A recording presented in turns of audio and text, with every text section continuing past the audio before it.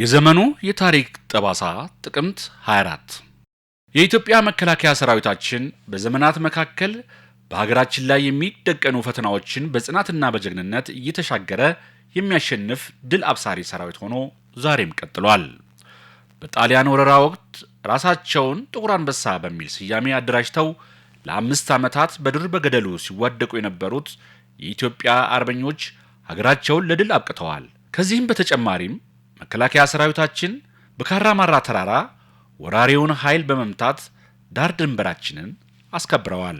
መከላከያ ሰራዊታችን ከውስጥም ሆነ ከውጭ በኢትዮጵያ ህልውና ላይ አደጋ የደቀኑ ተላላኪ ባንዳዎችና ባዳዎችን በተለያዩ ጊዜያት በጀግንነትና በጽናት በመዋጋት በክብር መስዋዕትነት ሀገረ መንግስታቸውን አስቀጥለዋል፣ እያስቀጠሉም ይገኛሉ።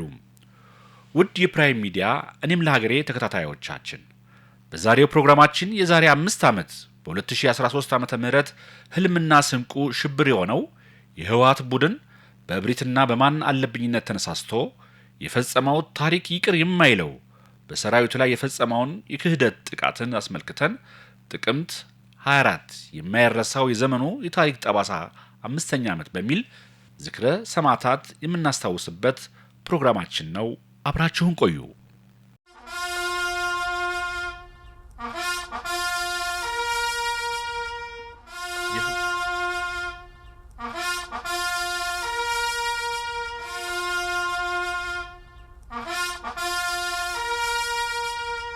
በመልካም ስነ ምግባሩ የሚመሰገነው የሀገር መከላከያ ሰራዊት በራሱ ወገን የደረሰበትን ጥቃትና ክህደት መራርና ተስፋ አስቆራጭ ቢሆንም የተቃጣበትን ጥቃት በእልህና በወኔ በመመከት ሀገርና ህዝብን በማዳን የውስጥም ሆነ የውጭ ጠላቶችን አንገት አስደፍቷል። በሰሜን እዝ የሚገኘው የመከላከያ ሰራዊታችን ላለፉት 20 ዓመታት በአካባቢው ከሚገኙ የህብረተሰብ ክፍሎች ጋር በጋራና በአንድነት እንዲሁም በጋብቻና በዝምድና በመተሳሰር ከተቋሙ በወረሰው እሴት መሰረት ህዝባዊ ወገንተኝነቱን በተለያዩ ማህበራዊ ጉዳዮች ላይ ማለትም በመንገድ ስራ፣ በትምህርት፣ በጤና፣ ለወጣቶች የመዝናኛ ማዕከል፣ ወላጅ የሌላቸውን ተማሪዎች የትምህርት ቁሳቁስ፣ ለአቅመ ደካማ አረጋውያን የቤት መስራትና ማደስ እንዲሁም በአካባቢው ለሚገኙ አርሶ አደሮች የዘሩትን ሰብሎች ወቅቱን ባልጠበቀ ዝናብና አንበጣ እንዳይበላሽ ካላቸው የዕለት ጉርስና ጉልበት ሳይሰስቱ ከተልዕኳቸው ባሻገር የልማትና የጸጥታ አጋርነታቸውን ያሳየ ታላቅ የህዝብ ልጅ ነው ሰራዊቱ። በመሆኑም ሰራዊቱ ለአንድ ዓላማ ለአንድ ሀገር ሉዓላዊነት መጠበቅ ከተሰባሰቡበት የመከላከያ ሰራዊት መካከል በስልጣን ላይ የነበሩና በአባልነት በሰራዊቱ ውስጥ የነበሩ የትግራይ ክልል ሚሊሻዎች በማጣመር ሰራዊቱ የደረሱ ሰብሎችን ከአንበጣ መከላከል ስራ ተመልሶ ምሽቱን ራቱን በልቶ የደከመ ሰውነቱን ለማሳረፍ በተኛበት በዚያች ቀነ ጎዶሎ ጥቅምት 24 ቀን ሌሊት ባላሰበውና ባልጠበቀው ሁኔታ በተኛበት የጥይት አረር አዘነበባቸው። ይህንን የዘመኑን ክህደትና ጥቃት ተከትሎ የኢፌዴሪ ጠቅላይ ሚኒስትርና የጦር ኃይሎች ጠቅላይ አዛዥ በዕለቱ ለመላው የኢትዮጵያ ህዝብ መግለጫ ሰጡ። ውድ የሀገሬ ህዝብ ሆይ ዛሬ ከሃዲ ኢትዮጵያውያን ኢትዮጵያን ወቅተዋታል። ኢትዮጵያ ያጎረሰ እጇ ያጠባ ጡቷ ተነክሷል። ላለፉት 20 ዓመታት በቀበሮ ምሽግ ውስጥ በመሆን ሀገሬ ወገኔ ህዝቤ ብሎ በብዙ ሺዎች መስዋዕትነት ከፍሎ ቆስሎ ደምቶ ደክሞ ሀገሩንና ህዝቡን የታደገው የሀገር መከላከያ ሰራዊት ዛሬ ምሽት ከመቀሌ ጀምሮ በበርካታ ስፍራዎች በከሃዲ ኃይሎች እና ባደራጁት ኃይል ጥቃት ተፈጽሞበታል። ይህ ጥቃት በሀገራችን እስካሁን ከደረሱ ጥቃቶች እጅግ አስነዋሪ የሚያደርገው ሰላም ለማስከበር በተለያየ ሀገር የተሰማራው የሀገር መከላከያ ሰራዊት እንኳ በውጭ ኃይሎች ያልደረሰበትን ጥቃት በገዛ ወገኖቹ ከጀርባው እንዲመታ፣ ብዙዎች እንዲሰዉ፣ እንዲቆስሉ፣ ንብረቶች እንዲወድሙ ተደርገዋል። መላው የኢትዮጵያ ህዝብም የጠቅላይ ሚኒስትሩን መግለጫ ተከትሎ እንዲሁም የጥቃቱን አስነዋሪነትና ክህደት በመቃወም ከሃዲውን አሸባሪ ቡድን በአደባባይ ላይ አውግዘውታል። የሽብር ቡድኑን የጥፋት ድርጊት በሁሉም የመንግስት ተቋማት በጋራ በመሆን የሰሜን እዝ ሰማዕታትን ለ45 ደቂቃ እጃቸውን በደረታቸው ላይ በማድረግ አስበውታል። በጦር ኃይሎች ጠቅላይ መምሪያ ግቢም በተካሄደው ዝክረ ሰማዕታት አንደኛ ዓመት መታሰቢያ ላይ ጠቅላይ ሚኒስትር ዶክተር አብይ አህመድ በመገኘት መልእክትም አስተላልፈዋል። ዛሬ ጥቅምት 24 የምናስታውሰው ዕለት ኢትዮጵያን ብለው ሰፈራቸውን፣ ቤተሰቦቻቸውን፣ መንደራቸውን ጥለው ሀገራቸውን ከጥቃት ህዝባቸውን ከመከራ ሊታደጉ በሰሜን የሀገራችን ክፍል የተሰለፉ ወንድሞቻችን ራሳቸው አብልተው አልብሰው ሰው ያደረጓቸው ወንድሞቻቸው በግፍ በጭካኔ ሰውኛ ባልሆነ መንገድ የጨፈጨፉበትን ዕለት ለማስታወስ ነው።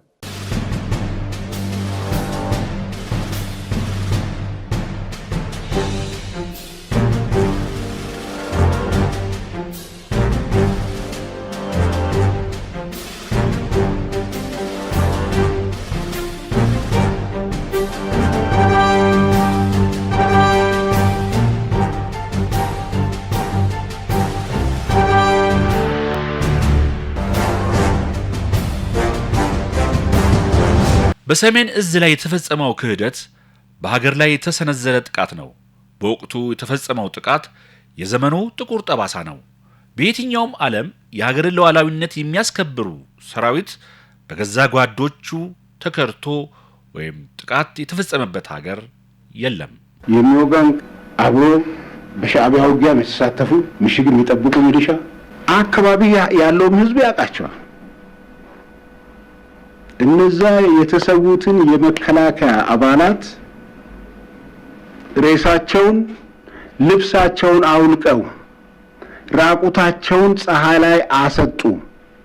ይሄ አይደለም በእንደዚህ አይነት 21 ዓመት እርሻ ሲመጣም ያርስ፣ ጉርጓሎ ሲመጣ የሚጎለጉል፣ እህል ሲደርስ የሚያጭድ፣ ያጨደውን ወቅቶ ጎተራ የሚያስገባ፣ አንበጣ የሚከላከልለት፣ ኮቪድ ሲመጣ ኮቪድን የሚከላከልለት የሰሜን እዝ ባለበት ቦታ ላይ ሰራዊቱ ትምህርት ቤት ያልሰራ ቦታ የለም።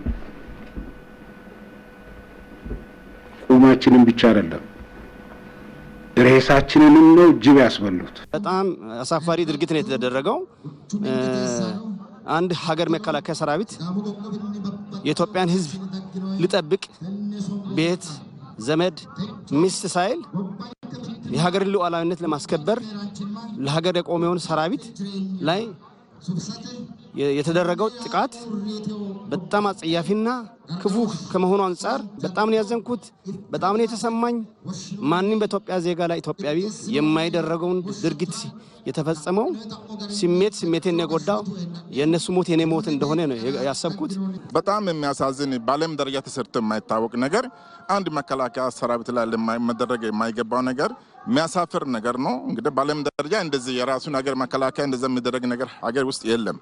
ስለዚህ የሚያሳዝን ነገር ነው። እንግዲህ የኢትዮጵያ ሕዝብና ዓለም ይህን ነገር አሳዛኝ ምሽግ ላይ ያለውን ወታደር በተኛበት የጨረሰውን የዓለም ሕዝብም እንዲያቅልን መንግስት እንዲያሳውቅ ምሁራኖች በተለይ ብዙ ሚና መጫወት ስለሚችሉ ምሁራኖች ለዓለም ሕዝብ ማሳወቅ መቻል አለባቸው ነው። ይሄኛ አሁን እዛ ያለው መቀሌ ያለው ሌባ ቡድን በየቦታ ሰው አላቸው። በየቦታ እነሱ ያስረዱት አለ። መርዛቸውም እዛ ሆኖ እስከ ደቡብ እስካሁን ሲያቀጣጥሉ ነበር።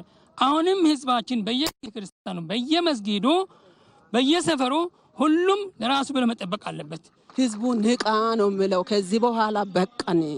አሁን ማንነታችን ለይተን ማወቅ አለ። ማን እየጎዳን እንደሆነ ለይተን ማወቅ አለብን። እነዚህ ጽንፈኛ አካላት ጁንታዎቹ ከዚህ በኋላ አይብሉን። ይህንን ጥቃት ፈጻሚው ሌላ አካል አይደለም። ሌላ አካል ቢሆን ኖሮ ትንሽ አውቲያለሽ፣ ግን ሌላ አካል አይደለም። የራስሽ አካል ነው። የራሱ አካል አብሮ ሲጠጣ አብሮ ሲበላ የነበረ ነው ይህንን ጥቃት ያደረሰውና በጣም ያማል፣ በጣም ማለት ነው። ምክንያቱም ለመከላከያ ኃይላችን ይሄ አይገባም፣ ለኢፌድሪ ወታደር ይሄ አይገባም። የትግራይ ህዝብ ይሄንን አረመኔ ጁንታ ይሄንን ጨካኝ ቲፒኤልኤፍ ለጸጥታ ኃይሉ አሳልፎ በመስጠት ወደ ጉያቸው ከሚሸሽጉት አውጥተው ለህዝብ ካሉ ለሰላም ካሉ አሳልፈው እንዲሰጡ አሳልፈው ለሰላም ለጸጥታ አካላት አሳልፈው መስጠት አለባቸው ባይነኝ። ህብረተሰብን ባንድ ካርታ በተከለለችና ባንድ ህገ መንግስት የምትተዳደር ምድር የሚመጣን የሚከላከል እንጂ ራሱን በራሱ ወንድሙን የሚገድል ምድር አይደለችም ኢትዮጵያ። መከላከያ ሰራዊት በመደፈሩ በጣም ትልቅ ነው የተሰማኝ፣ ትልቅ ነገር ነው የተሰማኝ። አይምሮዬንም ነክቶታል። እሱም ደግሞ እኛ ከመከላከያ ሰራዊት ጎን ሆነን ባንዲራችን ይዘን ሁሉን ነገር መስዋዕት ማድረግ እንችላለን። ሁላችንም ዘንተን ምንተኛው ውለን ምንገባው እነሱ ስላሉ ነው። እነሱ ባይኖር ይሄ ሁላ ነገር አይኖርም ነበር ማለት ነው። ይሄንን ነገር ደግሞ ሁሉም ኢትዮጵያዊ ሊያወግዘው የሚገባ ነው። የአንድ ብሔር ወይም አንድ አካባቢ አይደለም። ትናንትና እነሱኑ በአንበጣ በመከላከል እርሻ በማረስ በማጨድ ይህን ሁሉ ሲሰራና በወገናዊ ስራ መልካም ስራ ሲሰራ የቆየውን ወገኑ ላይ ነው ከፍተኛ ጭካኔ ያደረሰው። ስለዚህ እነዚህ ለፍርድ መቅረብ አለባቸው። ሰራዊቱ በድል እነሱን እንደሚወጣ ነው እኔ ሀሳቤን የምሰጠው። ከጎናቸው ነን። ለእኛ ሲሉ እዛ በእሳት ውስጥ የሚቃጠሉ መከላከያ ሰራዊታችን አርሶ አደሮች ነን በአዲስ አበባ ዙሪያ። እኛም ካለንም ነገር ከጎናቸው ለመቆምና ለማበረታታት እኛም ራሳችንን መስዋዕት እስከ ማድረግ ለመታገል ነው የመጣ ነው። ይህን አጥፊ ይህን ጁንታ እስከ መጨረሻው ጠፍቶ ህዝቡ አሁንም ከመከላከያ ሰራዊት ጋር መቆም አለበት። ማንኛውም ኢትዮጵያዊ የተባለ በሙሉ የህዝብ ተወካዮች ምክር ቤት በሽብርተኝነት የፈረጀውን ህወሓትን ጥቅምት 4 ቀን 2013 ዓ.ም በመከላከያ ሰራዊት ሰሜን እዝ ላይ ጥቃት የፈጸመበትን ዕለት አልረሳውም፣ እኔም የኢትዮጵያ ሰራዊት ነኝ በሚል መሪ ሐሳብ እንዲታሰብም ወስኗል። በሰራዊታችን ላይ የተፈጸመው ጥቃት ሀገራችንን ከፍተኛ ዋጋ ያስከፈለ፣ ወደ አውዳሚ ጦርነት ገፋፍቶ ያስገባን፣ ከፍተኛ ሰብአዊና ቁሳዊ ኪሳራ ያደረሰ በመሆኑ ሊረሳ የማይችልና ሊደገም የማይገባው አሳፋሪና አሳዛኝ የታሪክ አንጓ ነው። ምንም እንኳን ጥቃቱን ተከትሎ የተገባበት ጦርነት በሰላም ስምምነት መቋጨት ቢችልም ቀኑ በታሪካችን እንደ ነውር መቆጠር ያለበት ተግባር ነው። በመሆኑም ዘንድሮ እንዳይደገም መቼም አንረሳውም በሚል መሪ ቃል ለአምስተኛ ጊዜ ዝክረ ሰሜን እዝ ጥቅምት 24 በተለያዩ የሰራዊቱ ክፍሎች በልዩ ልዩ ዝግጅቶች ተከብረዋል። ጥቅምት 24 ቀን 2013 ዓ.ም ይህ ቀን በኢትዮጵያ ታሪክ ውስጥ የከፋ ክህደትና የላቀ ጀግንነት አብረው የተመዘገቡበት ዕለት ነበር። በመሆኑም ይህ ቀን የጦር ኃይሎች ጠቅላይ ኤታማዦር ሹም ፊልድ ማርሻል ብርሃኑ ጁላ፣ ምክትል ጠቅላይ ኤታማዦር ሹም አበባው ታደሰ፣ ከፍተኛ የጀነራል መኮንኖች፣ ከሁሉም የሰራዊቱ ክፍሎች የተወከሉ የሰራዊቱ አባላትና ጥሪ የተደረገላቸው እንግዶች በታደሙበት በኢፌዴሪ አየር ኃይል ቅጥር ግቢ ዝክረ ሰሜን እዝ ታስቦ ውሏል። በዕለቱም የጦር ኃይሎች ጠቅላይ ኤታማዦር ሹም ፊልድ ማርሻል ብርሃኑ ጁላ ባደረጉት ንግግር እኛ አንቸኩልም፣ ጦርነትም አንፈልግም፣ አንቀሰቅስም፣ በልማታችን ላይ የመጣውን ግን መመከት አለብን፣ የታጠቅነውም ለዚህ ነው፣ መከላከያ ሰራዊት ፓርቲም አይደለም ብለዋል።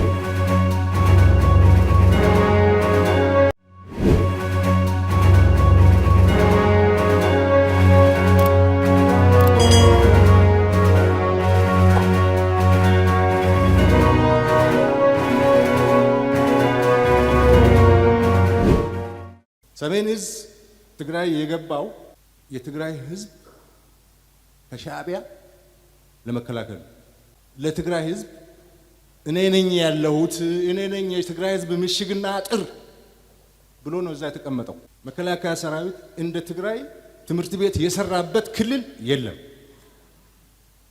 ጤና ጣቢያ የሰራበት ክልል የለም። አርሶ አደሩን አግዞ ግብርና ላይ የተሰማራበት የለም። እኛ ጦርነት የምንፈልግ ሰዎች ቢሆን ኖሮ ከፕሪቶሪያ በኋላ ህወሓት የሰራቸው ትንኮሳዎች እምቢባይነቶች በቂ ናቸው ወደ ጦርነት ለመግባት በቂ ከበቂ በላይ ከሻዕቢያ ጋር ጽምዶ ብሎ ቦርደር ሰብሮ መሄድ እኮ ጸረ ህገ መንግስት ነው። ተፈናቃይ አለቅም እነን ተሸክሞ ካልገባ ማለት እኮ ጸረ ህገ መንግስት ነው። ጸረ ፕሪቶሪያ ነው። ኃይል ማሰልጠን እኮ ጸረ ፕሪቶሪያ ነው። ዲዲአር ወጣ ወታደር መመለስ እኮ ጸረ ፕሪቶሪያ ነው። ፋኖ ጥይትና እቅድ ሰጥተህ ኢትዮጵያን እንዲበጠብጥ አማራ ክልል እንዲበጠበጥ መላክ እኮ ነው ጸረ ፕሪቶሪያ ነው። ይሄ ሁሉ ግን እያየን ነው ወደ ጦርነት ያልገባ ነው። ዳግም መከላከያ ሰራዊት የቆመው ለሰላም፣ ለልማት፣ ለብሔራዊ ጥቅም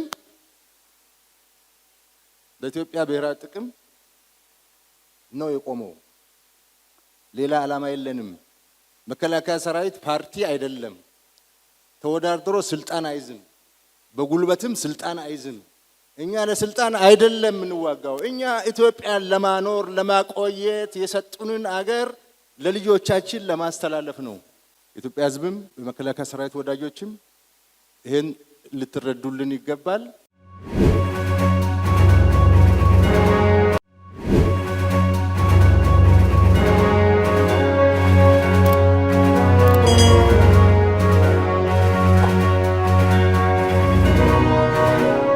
በአጠቃላይ መላው የኢትዮጵያ ሕዝብ የዛሬ 5 ዓመት በመከላከያ ሰሜን እዝ የሰራዊቱ አባላት ላይ የተፈጸመው ክህደትና ጥቃትን እያሰብን በታሪካዊ ጠላቶቻችን አጀንዳ አቅራቢነት የጥፋት እጃቸውን እዚህም እዚያም የሚያነሱትን ተላላኪ ባዳና ባንዳዎችን አደብ ልናስገዛም ይጠበቅብናል።